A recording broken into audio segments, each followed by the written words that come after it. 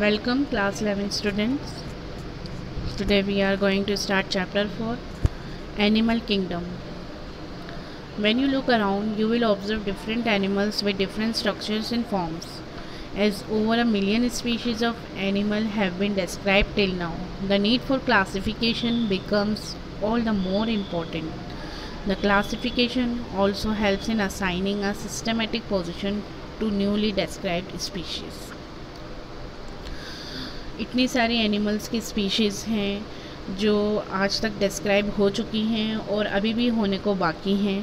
तो अब इतनी सारी स्पीशीज़ को हम कैसे इनका क्लासिफिकेशन करें और क्यों करें, मतलब क्लासिफिकेशन एक तो किसी भी चीज़ की इजी स्टडी के लिए ज़रूरी होगा और ये जो एनिमल्स हैं इनको अच्छे से आइडेंटिफाई करने के लिए इनकी इजी स्टडी हो जाए और इनको सिस्टमेटिक पोजीशन मिल जाए, इसलिए क्लासिफिकेशन बहुत ज़रूरी है।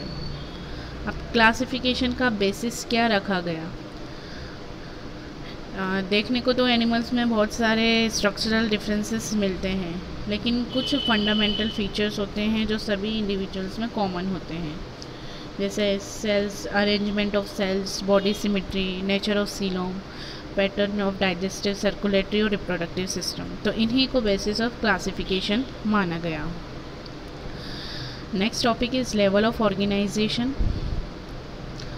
जितने भी एनिमल्स में किंगडम एनिमेलिया में मेंबर्स हैं सब मोस्ट मल्टी सेलुलर होते हैं। तो अब ये मल्टी सेलुलर ऑर्गेनिज्म है, same pattern of organisation of cell इनमें देखने को नहीं मिलेगा। जैसे अपन स्पॉन्जेस की बात करें तो जो सेल्स होते हैं वो लूज एग्रीगेट्स के फॉर्म में मिलेंगे। तो स्पॉन्जेस में सेलुलर लेवल ऑफ ऑर्गेनाइजेशन देखने को मिलता है, तो मतलब डिवीज़न ऑफ लेबर सिर्फ सेल्स में होगा। सीलेंट्रेट्स या निडेरियंस में देखें तो जो अरेंजमेंट ऑफ सेल्स होता है वो और भी ज़्यादा कॉम्प्लेक्स हो जाता है। तो जो सेल्स मिलकर टिश्यूज़ का फॉर्मेशन करते हैं और इसीलिए इस लेवल ऑफ ऑर्गेनाइजेशन को टिश्यू लेवल ऑफ ऑर्गेनाइजेशन कहते हैं। A still higher level of organization, that is organ level, is exhibited by member of platyhelminthes। इसमें क्या होगा, टिश्यू लेवल टिश्यूज़ जो होंगे वो मिलकर ऑर्गन्स बनाएंगे और इसी ऑर्गेनाइजेशन के लेवल को ऑर्गन लेवल ऑफ ऑर्गेनाइजेशन कहेंगे। और animals like annelids, arthropods, mollusks, echinoderms and chordates, इसमें क्या होगा, ऑर्गन्स मिलकर ऑर्गन सिस्टम बनाएंगे और इस लेवल ऑफ ऑर्गेनाइजेशन को organ system level of organisation कहते हैं। अब ये जो ऑर्गन सिस्टम होते हैं डिफरेंट ग्रुप्स में अलग अलग पैटर्न्स की कॉम्प्लेक्सिटीज़ दिखाते हैं। जैसे प्लेटीहेल्मिन्थेस में डाइजेस्टिव सिस्टम में सिर्फ सिंगल ओपनिंग मिलती है जो which serve as both mouth and anus. Mouth का भी काम करेगा वो, एनस का भी काम करेगा। तो इस टाइप के डाइजेस्टिव सिस्टम को इनकम्प्लीट डाइजेस्टिव सिस्टम कहते हैं। और कंप्लीट डाइजेस्टिव सिस्टम वो होता है जिसके अंदर 2 ओपनिंग्स होंगी, that is mouth and anus. ऐसे ही सर्कुलेटरी सिस्टम भी 2 टाइप का होता है, open type and close type. Open type में क्या होगा, जिसमें ब्लड ऐसे ओपन पंप करेगा, हार्ट से सेल्स एंड टिश्यू के अंदर ऐसे ओपनली फ्लो करेगा। क्लोज सिस्टम में क्या होगा, इसमें जब ब्लड होगा वेसल्स के अंदर फ्लो करेगा, ब्लड वेसल जैसे अपनी arteries, veins and capillaries. Next topic है आपका symmetry. Animal can be categorised on the basis of their symmetry. जैसे स्पॉन्जेस जो होती हैं मोस्टली एसिमेट्रिकल होती हैं। Asymmetrical means that any plane that passes through the centre does not divide them into equal halves.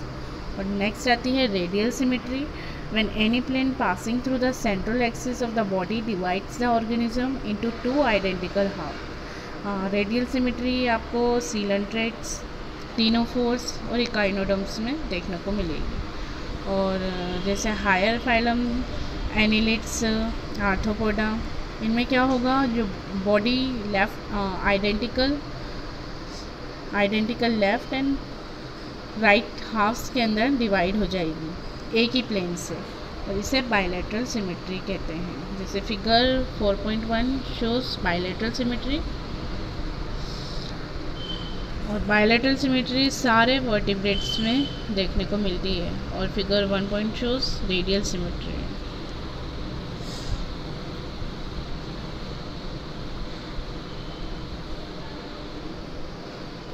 Next topic, diploblastic and triploblastic organisation. Animal in which the cells are arranged into two embryonic layers, an external ectoderm and an internal endoderm are called diploblastic. जब embryo form होता है, embryonic stages में 3 terminal layer का formation होता है, ectoderm, mesoderm and endoderm. तो ऐसे animals जिनके अंदर एक्टोडर्म और एंडोडर्म रहेगी तो उन एनिमल्स को डिप्लोप्लास्टिक एनिमल्स कहेंगे, और इस तरीके के ऑर्गेनाइजेशन को डिप्लोप्लास्टिक ऑर्गेनाइजेशन कहते हैं. तो इसके अंदर डिप्लोप्लास्टिक ऑर्गेनाइजेशन में सीलेंट्रेट्स आते हैं, और इस एक्टोडर्म और एंडोडर्म के बीच में अनडिफरेंशिएटेड लेयर पाई जाती है, मेसोग्लिया. जैसे figure 4.2 A shows diploblastic organization. Those animals in which the developing embryo has third germinal layer, mesoderm, in between the ectoderm and endoderm. Ectoderm और endoderm के बीच में जब mesoderm होगी तो उसे ट्रिप्लोब्लास्टिक एनिमल्स कहते हैं, और इस तरीके के ऑर्गेनाइजेशन को ट्रिप्लोब्लास्टिक ऑर्गेनाइजेशन कहते हैं. ये प्लेटीहेल्मिन्थेस से लेकर कॉर्डेट्स तक सारे फाइलम में ट्रिप्लोब्लास्टिक ऑर्गेनाइजेशन पाई जाती है. Next topic is coelom. तो सीलोम क्या होती है? सबसे पहले coelom is a cavity of mesoderm between the body wall and the gut wall. तो ऐसे एनिमल्स जिनके अंदर सीलोम होती है वो सीलोमेट्स कहलाते हैं. Example, annelids, molluscs, arthropods, echinoderms, hemichordates and chordates. In some animal the body cavity is not lined by mesoderm, instead the mesoderm is present at scattered pouches. Mesoderm से line नहीं रहेगी बल्कि mesoderm क्या होगी, बिखरे हुए पाउचेस के form में रहेगी एक्टोडर्म और एंडोडर्म के बीच में, और इस तरीके की बॉडी कैविटी को शूडोसीलोम कहते हैं. और ऐसे एनिमल्स जिनके अंदर शूडोसीलोम होगी उनको शूडोसीलोमेट्स कहेंगे, और इसके एग्जाम्पल है aschelminthes. The animals in which the body cavity is absent. और ऐसे एनिमल्स जिनके अंदर बॉडी कैविटी होगी ही नहीं उसको उन एनिमल्स को एसीलोमेट्स कहते हैं, और इसका एग्जाम्पल है प्लेटीहेल्मिन्थेस. ये डायग्रामेटिक सेक्शनल व्यू है. ए सीलोमेट्स,